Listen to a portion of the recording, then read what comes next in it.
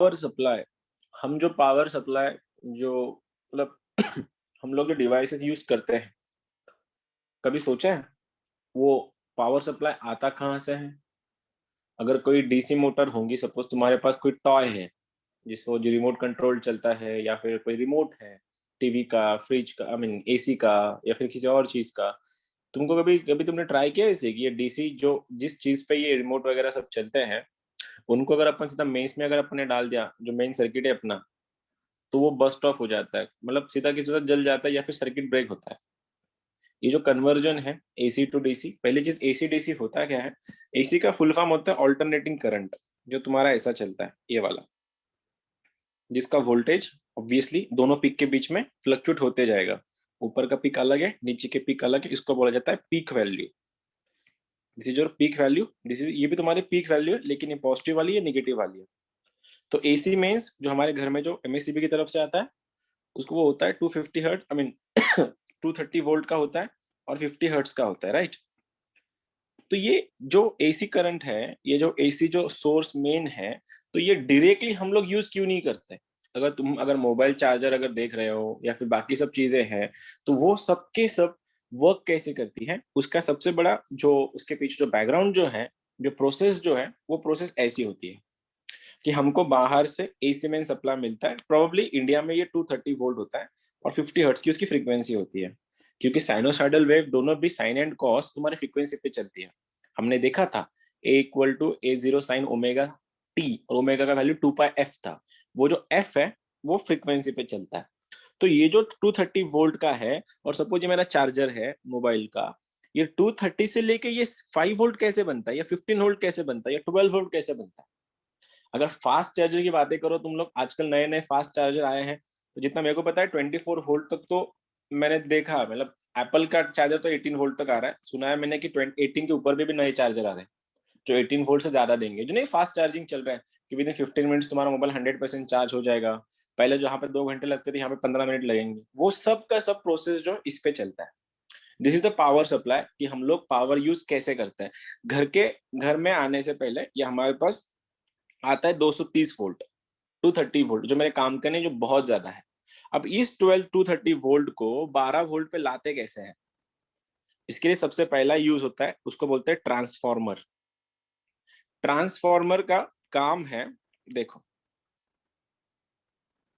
Transformer का काम है वोल्टेज को या तो कम करना या तो ज्यादा करना। वोल्टेज अगर कम करना है, आउटपुट से ज्यादा इनपुट बनाना है, या आउटपुट से इनपुट कम करना है, आउटपुट ज्यादा है और इनपुट कम है, मेरे को 230 वोल्ट चाहिए ही नहीं, मेरे को और कम चाहिए, तो वो जो तुम्हारा ट्रांजिशन है ज्यादा वोल्टेज का कम वोल्टेज करवाना, वो यूज होता है ट्रांसफॉर्मर से।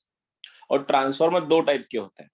पहला ट्रांसफॉर्मर है तुम्हारा स्टेप अप, और दूसरा वाला है स्टेप डाउन। ये 230 वोल्ट से अगर तुमको ज्यादा चाहिए, 230 वोल्ट से 250 चाहिए, 260 चाहिए, 300 चाहिए, 350 चाहिए, उसके लिए तुमको स्टेप अप ट्रांसफॉर्मर यूज करना पड़ेगा। अब स्टेप अप ट्रांसफार्मर है, step up and step down transformer दोनों भी डिपेंड करते हैं उनके वाइंडिंग रेशियो पे। अब ये फिजिक्स का पार्ट है तो मैं ज्यादा नहीं जाना चाहूंगा इसके अंदर। ऐसा कुछ होता है तुम्हारा ट्रांसफार्मर, ये तुम्हारा प्राइमरी वाइंडिंग है, this is your secondary winding. अगर प्राइमरी वाइंडिंग ज्यादा है सेकेंडरी वाइंडिंग से, तो वो स्टेप डाउन चलता है, और सेकेंडरी वाइंडिंग ज्यादा है प्राइमरी वाइंडिंग से, तो वो स्टेप अप चलता है। डिपेंड तुमको क्या चाहिए, लेकिन अपने सिलेबस में ट्रांसफार्मर है ही नहीं। तो ये जस्ट इंफॉर्मेशन ऐसी थी कि 230 वोल्ट को कम करने के लिए या फिर ज्यादा करने के लिए जो डिवाइस यूज होता है, सबसे पहले उसको ट्रांसफार्मर बोला जाता है। और मेजोरिटी अपने काम में ये ट्रांसफार्मर हमेशा उसका वोल्टेज कम ही करता है। और यहाँ पे यूज होता है मोस्टली स्टेप डाउन ट्रांसफार्मर, ये वाला, जिसमें इनपुट तो ज्यादा है लेकिन उसका आउटपुट कंपेरेटिवली कम है। और ट्रांसफार्मर का काम था, लास्ट ईयर क्वेश्चन था, ट्रांसफार्मर एसी टू एसी ही रखता है, ऑल्टरनेटिंग साइनोसॉइडल वेव ही रहेगा दोनों में भी, बस उसका जो पीक है वो वैल्यू कम हो जाएगा। पहला डाउट तुम्हारा, पहला जो पॉइंट है तुम्हारे पावर सप्लाई की जो ब्लॉक चेन है, उसमें सबसे पहला जो बिल्डिंग ब्लॉक है वो है तुम्हारा ट्रांसफार्मर, जिसका काम है 230 वोल्ट या फिर ज्यादा इनपुट वाले वोल्टेज को कम वोल्टेज में कन्वर्ट कराना। अब ये कन्वर्ट कराने के बाद तीसरा सेकेंड पॉइंट है तुम्हारा रेक्टिफायर। रेक्टिफायर क्या करता है? Rectifier converts AC to DC. अब ये AC टू DC कन्वर्जन कैसे होता है? दो टाइप के रेक्टिफायर तुम्हारे सिलेबस में, हाफ वेव और दूसरा वाला फुल वेव। हाफ वेव माने अगर मैंने ये तुम्हारा साइनोसॉइडल वेव है, इसी this is your sinusoidal wave, ज्यादा कुछ ये हो गया, ये साइनोसॉइडल वेव है। अब इस साइनोसॉइडल वेव को ये पॉजिटिवली भी चल रहा है, नेगेटिवली भी चल रहा है, पॉजिटिव भी चल रहा है, नेगेटिव भी चल रहा है। इसी साइनोसॉइडल वेव को अगर मैंने एक डायोड का अप्लाई कर दिया, ऐसा कोई डायोड है तुम्हारा, और मैंने इसको अगर इनपुट दे दिया, तो इस डिवाइस को बोला जाता है रेक्टिफायर। रेक्टिफायर का काम क्या है? देखो, ये जो डायोड है, ये डायोड अगर ये पॉजिटिव मिला, ये अगर नेगेटिव मिला फॉर पॉजिटिव वेव, पॉजिटिव के लिए काम करेगा, डायोड ऐसे शॉर्ट सर्किट काम करता है, और जो इनपुट तुमने दिया है वही आउटपुट में आएगा। और वही आउटपुट में आएगा मतलब तुम्हारे आउटपुट का जो जो तुम्हारा डायग्राम होगा वह ऐसा रहेगा, जैसे कि वैसा आ गया। देखो यहां से जब साइनोसॉइडल वेव अपना फेज चेंज करेगी और ऐसी जाएगी, ये वाला, ये तो निगेटिव फेज है। जब इसको निगेटिव मिलेगा, यहाँ पे निगेटिव और यहाँ पे पॉजिटिव, तो डायोड ओपन सर्किट में काम करता है। ओपन सर्किट में मतलब ये पूरा ब्रांच ही बिना काम का हो जाता है, और ब्रांच यहाँ पे ओपन सर्किट में काम करती है, इसलिए तुमने इनपुट जो भी कुछ दे दिया, आउटपुट नहीं आता है। और इन आउटपुट नहीं आता है, इसलिए ये तुम्हारा फेज ऐसा ब्लैंक चला जाता है। फिर जब फेज चेंज होगा, जब पॉजिटिव आएगा, फिर से यहाँ पे पॉजिटिव, यहाँ पे नेगेटिव जाएगा, डायोड तुम्हारा शॉर्ट सर्किट में काम करेगा। शॉर्ट सर्किट मतलब जो भी इनपुट है वही आउटपुट को आएगा। फिर से एक बार ये ऐसा वाला तुम्हारा मिल जाएगा। फिर वही नीचे वाला, एक बार जब तुम देख रहे हो, फिर ये ब्लैंक जाएगा, फिर ऐसा जाएगा। अब ये जो प्रोसेस है इसको निकालने की, ऐसी इस प्रोसेस को बोला जाता है हाफ वेव रेक्टिफिकेशन, जिसपे हम लोग निगेटिव पोर्शन जो है उसको क्लिप ऑफ कर रहे हैं। ये काम है तुम्हारा हाफ वेव रेक्टिफायर का। लेकिन कुछ कुछ एग्जाम्पल है या कुछ कुछ एप्लीकेशंस है जिनमें तुमको हाफ वेव के काम नहीं, तुमको पूरा के पूरा चाहिए, पूरी साइनोसॉइडल वेव चाहिए। उस टाइम जो डायोड, उस टाइम जो रेक्टिफायर यूज करते हैं, उसका नाम है full wave rectifier. Half wave rectifier में बस सिंगल डायोड यूज होता है, फुल वेव रेक्टिफायर में दो डायोड यूज होता है या फिर चार डायोड यूज होते हैं। दो डायोड के लिए ऑब्वियसली ये तुम्हारा पहला डायोड ऐसा है, ये जा रहा है ऐसे, और दूसरे डायोड के लिए क्या करेंगे वो लोग तो, क्या करते हैं, ऐसा भी कर सकते हैं, ये वाला।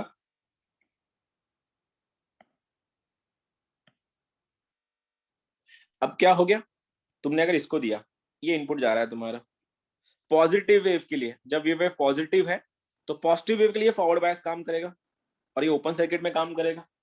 अब ये ओपन सर्किट में काम कर रहा है, जो भी इनपुट है तुम्हारा आउटपुट को मिल जाएगा, ये जैसे कि वैसा आएगा। लेकिन रिवर्स के लिए जब निगेटिव पोर्शन चलेगा, निगेटिव पोर्शन के लिए ये ओपन में काम करेगा, लेकिन ये तुम्हारा ये ओपन लूप में जाएगा, ये तुम्हारा क्लोज लूप में जाएगा। लेकिन उस टाइम जब तुम्हारा आउटपुट आएगा तो फेस कन्वर्ट होके आता है। फेस कन्वर्ट होके आता है मतलब जब तुम्हारी साइनोसॉइडल वेव ऐसी होती है, ये थ्योरी है, पढ़ के तुम लोग को वैसे समझ जाओगे, तुम लोग अच्छे से लिखवा के दिया उन लोगों ने। सपोज ये तुम्हारा साइनोसॉइडल वेव है ऐसी, हाफ वेव में तुमने देखा, ये तुम्हारा हाफ वेव का आउटपुट था, जिसमें हम लोगों ने क्या देखा, अगर मैं ऐसे इसको ऐसे ड्रॉ करूं, तो ये वाला,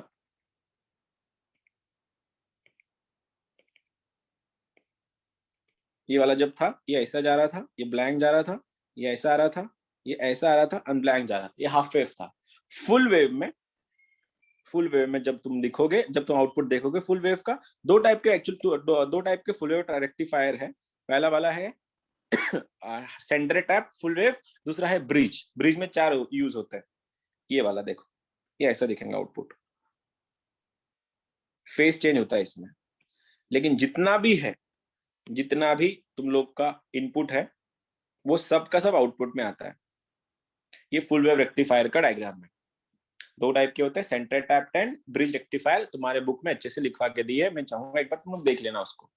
मैं जस्ट कंसेप्ट समझा रहा हूं, कंसेप्ट क्या है। अब ट्रांसफार्मर का काम क्या था, फिर एसी टू एसी कन्वर्ट करवाना। लेकिन मेरे को एसी को मैंने अब इस बार क्या करवाया, डीसी कन्वर्ट करा। देखो सबका पीक वोल्टेज सेम है। अब पीक वोल्टेज सेम होने का मतलब रेक्टिफायर क्या कर रहा है, एसी टू डीसी कन्वर्ट कर रहा है। अब एसी टू डीसी कन्वर्ट होने के बाद रेक्टिफायर का आउटपुट हम लोग देते हैं फिल्टर्स में। एज नेम सजेस्ट, जैसे नाम बता ही रहा है उसका, फिल्टर का काम है फिल्टरिंग करना।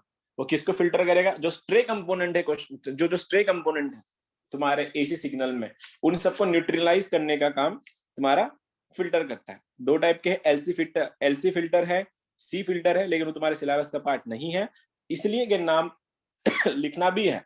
फिल्टर के लिए हमेशा याद रखना कैपेसिटर और इंडक्टर यूज होते हैं, it is part of electronics mostly. तो L is inductor, C is capacitor, filtering के लिए दोनों यूज होते हैं। और फिल्टर का जो आउटपुट है वो जाता है रेगुलेटर को, और ये हमारा आज का पॉइंट है। रेगुलेटर, रेगुलेटर करता क्या है, इरिस्पेक्टिव ऑफ इधर कितना भी वोल्टेज हो, इधर कितना भी वोल्टेज हो, रेगुलेटर का काम है एक कांस्टेंट वोल्टेज को आउटपुट में देना। कांस्टेंट, मेरी मोबाइल चार्जिंग के लिए मेरा मोबाइल सपोर्टेड है ओनली सपोज 12 वोल्ट के लिए। अब मेरा मोबाइल अगर 12 वोल्ट का है तो यहां से अगर 50 वोल्ट चला आया तो मेरा मोबाइल फट जाएगा, जो चाइनीज मोबाइल में होता था, मोस्टली सैमसंग में हो गया था बहुत बहुत सी बार, ओवर हीट हो गया, ओवर चार्ज हो गया, फट जाता था। उसके मोस्टली मोस्टली रीजन उनके रेगुलेटर्स पे, चार्जर्स पे चलता है। अगर तुम लोग, और अगर अभी तो आई डोंट नो यूज होता है नहीं होता है, लेकिन पुराने जमाने में ना स्टेबलाइजर यूज होते थे टीवी के सामने। टीवी सेट जो है उससे पहले, टीवी को लगाने से पहले हमारे पास स्टेबलाइजर था, क्योंकि उस टाइम जो इलेक्ट्रिसिटी जो थी वो फ्लक्चुएट होती थी, थोड़ा भी अगर पीक आ गया तो टीवी अचानक से फट जाती थी। तो उसको न्यूट्रलाइज करने के लिए हमने क्या यूज किया, स्टेबलाइजर यूज किया। स्टेबलाइजर क्या काम कर रहे हैं, स्टेबलाइजर अगर टीवी से पहले अगर हमने स्टेबलाइजर यूज किया, वोल्टेज फ्लक्सिप मतलब वोल्टेज में फ्लक्चुएशन भी दिखाया, फिर भी ये स्टेबलाइजर क्या करेगा, आवाज तो आ रही ना मेरी, ओके। स्टेबलाइजर क्या करेगा, अपना जो भी इनपुट है, जो भी आउटपुट है वही तुम्हारे टीवी को देगा और टीवी तुम्हारे नॉर्मली काम करेगी। अब ये वोल्टेज रेगुलेटर को हम देखेंगे। वोल्टेज, आज का लेक्चर ही तुम्हारा रेगुलेटर का है, कि क्वेश्चन इस पे आता है, वोल्टेज रेगुलेटर।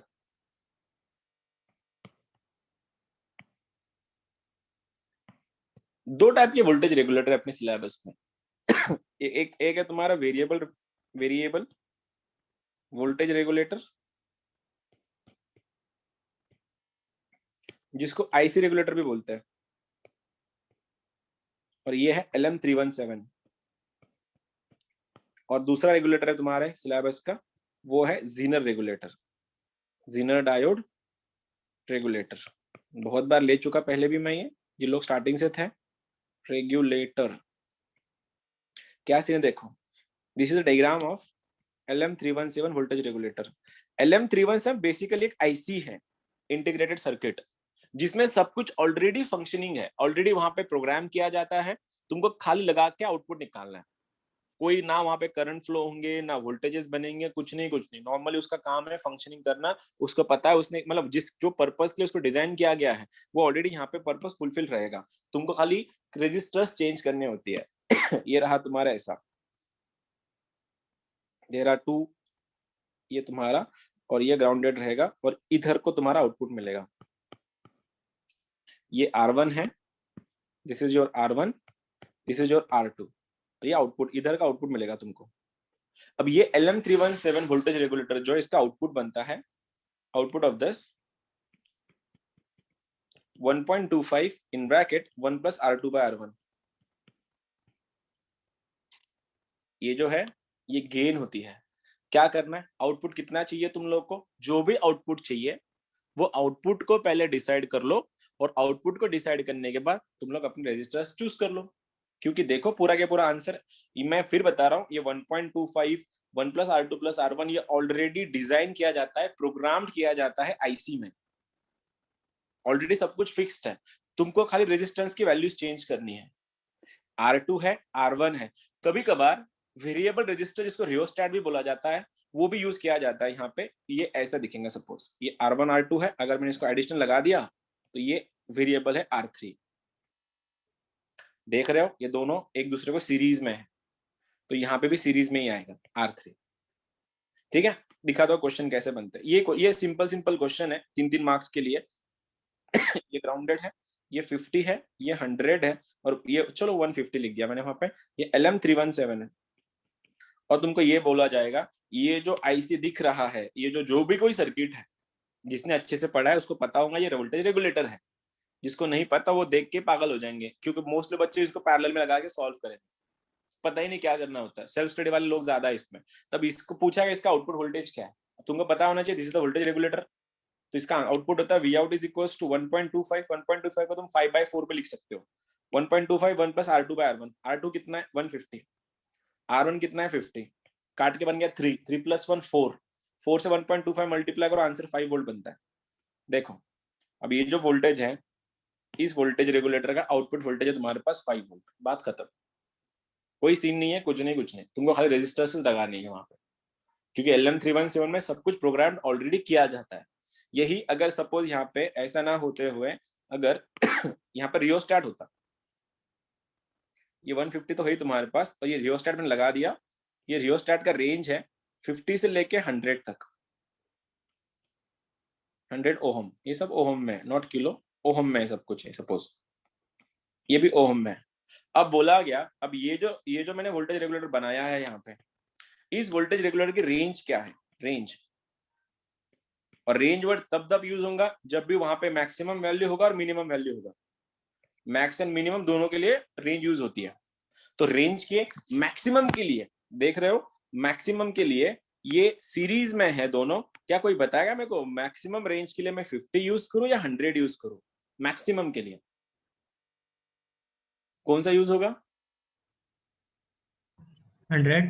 100। यहाँ पे अरे ये दोनों सीरीज में है ना, दोनों तो सीरीज में ही है ये, तो आउटपुट वोल्टेज क्या होता है, V out is equal to 1.25 in bracket 1 plus R2 by R1, कब अगर इतना ही होता सर्किट तो, लेकिन ये एडिशनल इन दोनों को, हाँ यहाँ पे R2 अगर होता तो मैं डिवीजन के हिसाब से सोचता, फिर डिवीजन मैक्सिमम आने के लिए R2 मिनिमम होना चाहिए वगैरह वगैरह, लेकिन यहाँ पे तो R2 ऊपर है, तो मैक्सिमम रेंज के लिए इसका मैक्स यूज करो, तो आंसर बनेगा 1.25, ये V मैक्स कितना बनेगा 1 प्लस R2 कितना 100 प्लस 150 बन रहा है तुम्हारा 250, और डिवाइड बन रहा है तुम्हारा 50, काट के देखो 5 प्लस 1 6, 6 से मल्टीप्लाई करो 1.25 इंटू 6, आई गेस ऐसा बनेगा 7.5, 7.5 वोल्ट, कैलकुलेशन एरर भी होगा तो इग्नोर कर देना उसको, और ये रहा तुम्हारा मैक्स, और मीन के लिए पूछा जाएगा फिर वही 1.25 1 प्लस R2 बाय R1, इस बार मैंने 100 यूज किया था मैक्सिमम के लिए, मेरे को मिनिमम के लिए लेना है 50, तो 50 प्लस 150 बनेगा 200, 200 बाय 50, ये बना तुम्हारा 4, 4 प्लस 1 5, 1.25 इंटू 5, जो भी आंसर आएगा वो स्टार लिख देता हूं मैं। और रेंज अगर पूछा गया, रेंज हमेशा क्या होता है, मैक्सिमम माइनस मिनिमम, तो मैक्सिमम आउटपुट तुम्हारे पास ये रहा, मिनिमम आउटपुट तुम्हारे पास ये रहा, दोनों का डिफरेंस करवा लो, जो भी आंसर रहेगा वो इस वोल्टेज रेगुलेटर की रेंज रहेगी। इसको बोलते हैं वेरिएबल, आई मीन इसको बोलते हैं आईसी रेगुलेटर 317, LM317। क्वेश्चन बहुत फंडामेंटल क्वेश्चन है इसके, तुम लोग देख सकते हो कि इस पे इसकी प्रैक्टिस में तुमसे करवा भी नहीं सकता, क्योंकि तुमको खाली डिवाइड करके ऐड करना दो नंबर्स को, ठीक है। एक छोटा सा क्वेश्चन दे रहा हूं तुम लोग के लिए, एक आइडिया आएगी तुमको क्या है, ये LM317 है, LM317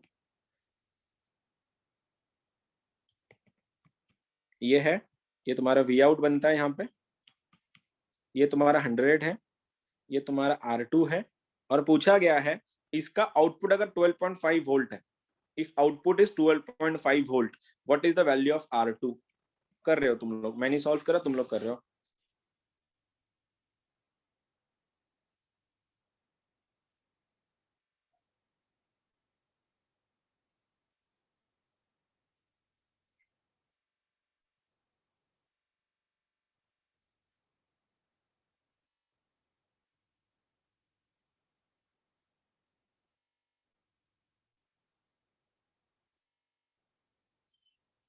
done, Yes, sir. Answer is 900। 900। हाँ सर। हाँ सर, बना सभी का भी हाँ सर। 900, हाँ सर। क्योंकि कुछ नहीं है, आउटपुट क्या है इसका, मैं बोल रहा हूँ तुमको, बहुत फंडामेंटल बिट है ये, 12.5, ये 1.25 in bracket 1 plus R2 by R1, R2 तो नहीं पता, R1 का वैल्यू 100 है, 1.25 ने काटा इसको, आई गेस ये 10 बन रहा है, इधर जाके डायरेक्टली देखो ये 10 बन रहा है, 1 जाके माइनस कर रहा है, 9 हो गया R2 बाय R1, अब R2 कितना हो गया, 9 इंटू 100 इज 900, बात खत्म, ठीक है। फंडामेंटल बिट था, मैं ज्यादा इसको खींच नहीं रहा, बुक्स में बहुत से क्वेश्चन सॉल्व है, तुम लोग को खाली देखना है, क्योंकि इसमें प्रैक्टिस करने की कोई चीज नहीं है। डन। सेकंड पॉइंट, ये है तुम्हारा जीनर रेगुलेटर, इसके क्वेश्चन सॉल्व करने ये लगता है जीनर रेगुलेटर। जैसे हमने डायोड देखा था, नॉर्मल डायोड को अगर यहाँ पे पॉजिटिव यहाँ पे नेगेटिव मिला, तो वो शॉर्ट सर्किट जैसा काम करता है, जो भी है एज इट इज फॉलो कर देता है, मतलब फ्लो कर देता है अपने थ्रू। लेकिन वही अगर इसको, ये डायोड को अगर माइनस प्लस अगर दिया, मतलब यहाँ पे माइनस आया, यहाँ पे प्लस आया, निगेटिव वेव के लिए, ये काम करता है ओपन लूप में, तुम देख चुके हो। ओपन सर्किट में, ओपन सर्किट मतलब ब्रेक हो रहा है बीच में रास्ता, तो आउटपुट मिलता ही नहीं। लेकिन जीनर एक स्पेसिफिकली डिजाइन डायोड है जो काम ही करता है रिवर्स बायस के लिए। डिटेल में इंजीनियरिंग में मिल जाएगा, कोई इलेक्ट्रॉनिक्स में जाओगे तुम लोग तो, ठीक है।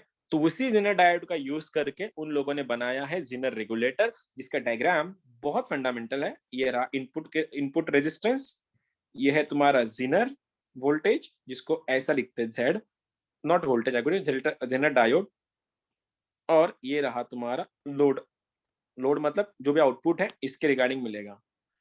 देखना, ये वी इन है, ये आर इन है, इसका वीजेड है वोल्टेज, ये आर एल है लोड। अब ये जो तुम लोग इस पे जाओ, इस पे फोकस करो। पैरेलल में हमेशा वोल्टेज सेम होता है, मतलब इस लाइन का, इस ब्रांच का जो भी वोल्टेज रहेगा वही वोल्टेज इसका रहेगा, क्योंकि पैरेलल में वोल्टेज सेम होते हैं। अब ये तो लोड है, इसको खुद का रेजिस्ट, इसको खुद का तो वोल्टेज रहेगा नहीं, तो इसका जो भी वोल्टेज है ऑब्वियसली वोल्टेज दिया जाएगा तुमको एवरी टाइम। इसका वोल्टेज जो भी रहेगा वही वोल्टेज इसको ट्रांसफर करेगा, और इसको ट्रांसफर करने के कारण ये वोल्टेज और ये लोड के कारण इसमें से एक लोड करंट फ्लो करेगा, और ये करंट होता है IL, इसको बोला जाता है लोड करंट। और ये लोड करंट कहां से मिलेगा? हर बार VZ अपॉन RL। इतना तो तुम्हारा फिजिक्स में तुम लोग ने सीखा होगा कि ये ब्रांच अगर ठीक से देख रहे हो, दोनों ब्रांच एक दूसरे को पैरेलल है, और पैरेलल में हमेशा वोल्टेजेस इक्वल होते हैं। तो जो भी इसका वोल्टेज रहेगा वही वोल्टेज इसको पास ऑन करेगा। पहला फॉर्मूला क्लियर, आइजेड निकालते कैसे है। अब तुम लोग इस ब्रांच पे आओ, इधर पे, यहाँ पे एक वोल्टेज है, यहाँ पे एक वोल्टेज है, मतलब ये एंड पे दो अलग अलग वोल्टेजेस है, और जहां पे वोल्टेज डिफरेंस आता है उसको बोला जाता है पोटेंशियल डिफरेंस। और पोटेंशियल डिफरेंस को अगर रेजिस्टेंस मिल गया तो वहां से फ्लो होता है करंट, पता तो होगा ही तुम लोग को। अब ये दोनों के पोटेंशियल डिफरेंसेस, दोनों के वोल्टेज डिफरेंसेस के कारण और एक रेजिस्टेंस उनको मिलने के कारण इस ब्रांच से एक इनपुट करंट फ्लो होता है, इसको बोलते हैं आई इन। और ये आई इन को पैदा करने वाले ये दोनों हैं, और ये रेजिस्टेंस है, इसलिए I in is nothing but V in minus VZ upon RN। ठीक है। अब दोनों का डिफरेंस है, रेजिस्टेंस अवेलेबल है, आ गया तुम्हारा RN। अब यहां पे अगर कोई देख रहा है, देखो इधर से कोई करंट आ रहा है, अब ये करंट जब आएगा तो KCL तुमको क्या बताता है? What does KCL says? Incoming current gets equal to outgoing currents, या फिर इनकमिंग करंट डिवाइड होता है मल्टीपल ब्रांचेस में, और KCL तुमको यही बोलता है। I am talking about Kirchhoff's current law, कि इनपुट करंट गेट डिस्ट्रीब्यूटेड। अब ये जो आई इन आ रहा है, ये आई इन में से कुछ पोर्शन यहाँ पे चला गया, वो IL था, और यहां से करंट फ्लो होगा, इस करंट को बोला जाता है IZ, जो बहुत छोटा होता है। ये IZ है, यहां से IL जा रहा है। अगर मैं इस ब्रांच को, ये नोड पे, ये बड़ा वाला जो नोड दिख रहा है तुमको, अगर मैं इस नोड पे देखूं, अप्लाइंग KCL या by KCL, Kirchhoff's current law, I in दोनों में स्प्लिट हो जाएगा, ये बनेगा IL प्लस IZ। अब यहां से बाकी सब तो मैं सॉल्व कर चुका, यहां से IZ आ रहा है, यहाँ पे VZ available. Current into voltage power देता है, तो लास्ट फॉर्मूला पावर डिसिपेटेड,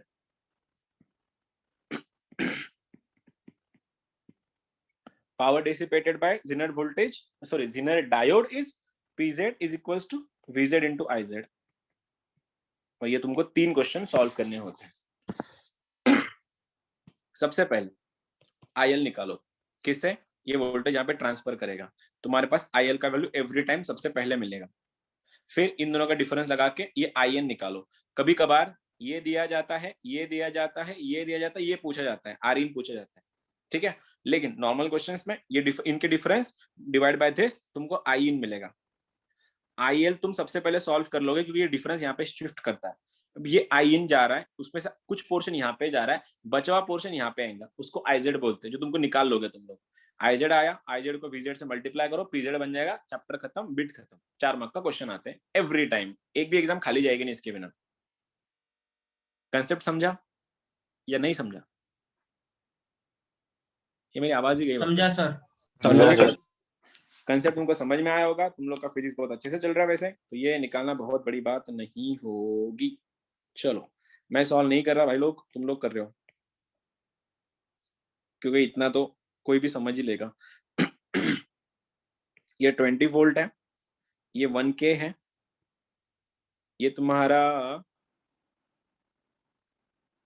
ये दिया है 30 वोल्ट, तुमको ये दिया है 30 मिली एम्पियर, तुमको आर इन पूछा है। क्वेश्चन देख लो मैं क्या बोल रहा हूँ। तुमको आर इन निकालना है, तुमको आई एल निकालना है, तुमको आईजेड निकालना है, तुमको पीजेड निकालना है, और ये 4 निकालने हैं, तुमको पूरे 4 मार्क्स मिलता है। Go for it.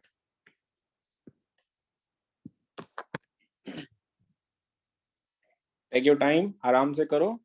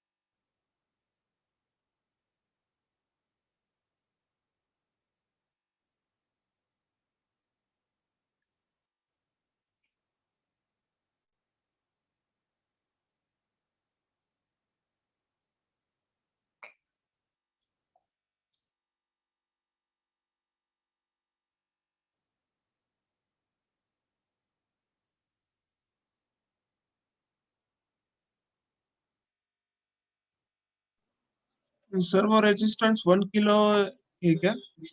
Resistance 1 kilo है वो, यस। किलो को मिली, मिली में किलो, यही कन्वर्जन करते बैठना। 10⁻³ मत लिखना उसको, मिली लिख दो, चलो आसान जाएगा। मिली में डील करो, किलो और मिली में। उसको 0.001 लिखने की जरूरत नहीं, डायरेक्टली लिख देना 20 मिली, 30 मिली, 10 मिली, क्योंकि उनके उनके जो यूनिट्स है वो सेम होने चाहिए ना, तो उसको मिली में मिली रन दो, उसको नॉर्मल में कन्वर्ट करो। नॉर्मल में कन्वर्ट करने जाओगे वो 0.00 में जाएगा वो। हो गया सर। कितना आया बोलो फिर, पीजेड कितना है? Sir PZ 200 what. 200 वॉट? गलत। 200 वॉट बनाएगा तो मर जाएगा वो, मिली वॉट रहेगा वहां पे, वॉट नहीं। PZ 0.2 watt. 0.2 volt? Vote? Watt रे, वैट ना, वोट क्यों बोल रहे हो, वैट बोलते ना उसको। हाँ सर, और आईजेड 10 मिली एम्पियर और हाँ। IL 20 milli ampere. अच्छा, R in 0.33 kilo ohm. Kilo ohm, सही है। गर्ल्स हाँ सर, में सेम आया। क्या सेम आया? लड़कियों का नहीं आया किसी का भी? फिजिक्स में अच्छा है, तुमको फिजिक्स पसंद नहीं है क्या? फिजिक्स का पार्ट ही नहीं है। चलो, सबसे पहले वापिस से, ये दोनों ब्रांचेस एक दूसरे को पैरेलल है, तो मैं एवरी टाइम ना, मैं तो वही करने वाला हूँ भैया, ये आई एल बनाऊंगा यहाँ से। तो मेरे को दिख रहा है I L is VZ upon R L. ये बन रहा है 20 के नीचे 1K, मैं 1K जब ऊपर जाएगा मिली बन जाएगा, ये बनेगा 20 मिली एम्पियर। देख सकते हो यहाँ से 30 आ रहा है, और वो यहाँ पे जा रहा है 10, यहाँ पे 20 जा रहा है, तो ऑब्वियसली ना बचा 10 तो यहीं से जाएगा, और कहाँ से जाएगा वो? तो आई जेड 30 - 20 बनेगा 10 मिली एम्पियर्स। अगर 10 मिली एम्प्स यहाँ से जा रहा है, ये वाला, ये 10 मिली है, तो मेरे को करंट भी मिला है, मेरे को वोल्टेज भी मिला है, दोनों को मल्टीप्लाई करो तो पावर मिल जाएगा। तो क्या बनेगा, P is equal to PZ is equal to VZ into IZ। तो PZ तुम्हारा कितना है, सॉरी VZ कितना है 20, IZ कितना है 10 मिली। मिली को मिली छोड़ो ना, काय को छेड़ रहे हो उसको। ये बन गया 200 मिली, लेकिन पावर का यूनिट वैट होता है तो मिली वैट्स। और खींचना है 10 टू माइनस से मल्टीप्लाई करो, जैसे मनप्रीत ने बोला 0.2 वैट्स का तो चल जाएगा, लेकिन ऐसा थोड़ा दिखने में अच्छा लगता है। लास्टली अब ये सब तो हो गया भैया इधर का, अब ये वाले ब्रांच पे जाते हैं। अब ये वोल्टेज है, ये वोल्टेज देखो डिफरेंस है वोल्टेज का, ठीक है। तो ये आर निकल जाएगा यहाँ से, मतलब करंट 30 मिली एम्पियर को फ्लो होने के लिए मजबूर कर रहा है 30 माइनस 20 के नीचे आर इन। तो अगर मैं ठीक से लिखूं इसको, ये 10/30 मिली का ऊपर जाके बना किलो, मतलब 10 टू द पावर 3, ये बन रहा है आर इन। अब ये इससे ये कटा 1000/3 is 333 is equals to R in, लेकिन ओहम है, ओनली ओहम। खत्म। गर्ल्स तुम्हारा किसी का भी नहीं आया था क्या आंसर? सर आया था, डिस्कनेक्ट हो गया था। अच्छा आया था लेकिन डिस्कनेक्ट हो गया था, कोई बात नहीं, अब मत हो डिस्कनेक्ट। आ जाओ अगला वाला। अरे बहुत फंडामेंटल क्वेश्चन ही है, घूम फिर के वही आता है। ये वाला ऐसा बेहतरीन, ये थोड़ा ऐसा हो रहा है, ये जा रहा है ऐसे, ये जा रहा है ऐसे। अब ये 100 ओहम है, ये वाला तेरा 5 वोल्ट है, ये वाला 100 मिली है, मिली एम्प्स, ये वाला 15 है, ये पूछा आर एन, फिर वही सारा सब वही क्वेश्चन है, लगा दो तो सब वही है, कुछ भी चेंज नहीं है क्वेश्चन में, सब कुछ जैसा की वैसा है।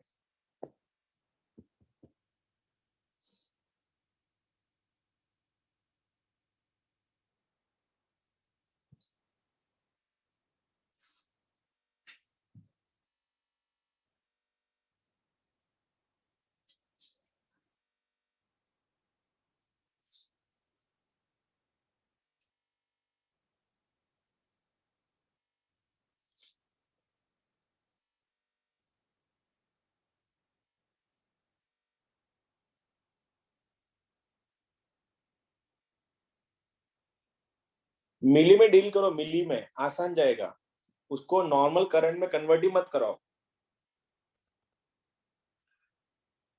मिली बनाने के लिए 1000 से मल्टीप्लाई भी कर सकते हो तुम लोग, तब जाके नॉर्मल का मिली मतलब मिली इंटू 1000 कर सकते हो, तो आसान जाएगा कैलकुलेशन में।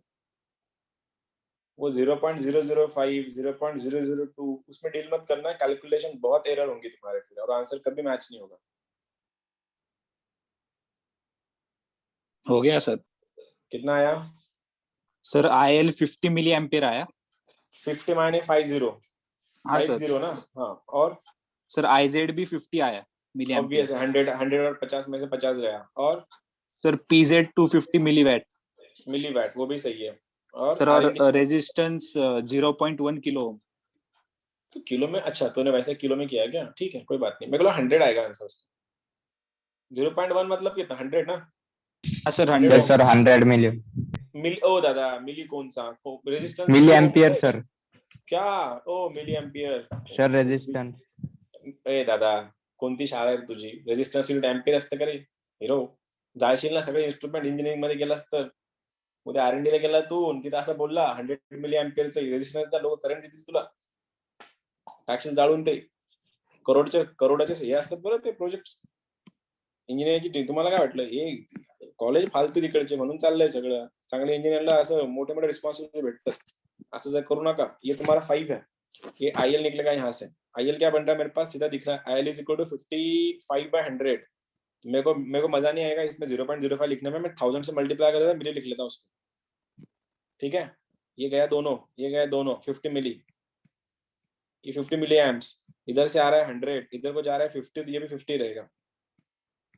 तो मेरे को करंट IZ मिल गया, IZ से मेरा 50 मिली एम्पियर बन गया। तो मेरे को PZ निकालना बहुत बड़ी बात नहीं है, PZ equal to VZ into IZ लगा दिया मैंने। VZ का वैल्यू 5, इसका वैल्यू 50, मिली तो है ही, तो आंसर बनेगा 250 मिली वैट्स, ठीक है। अब ये हो गया।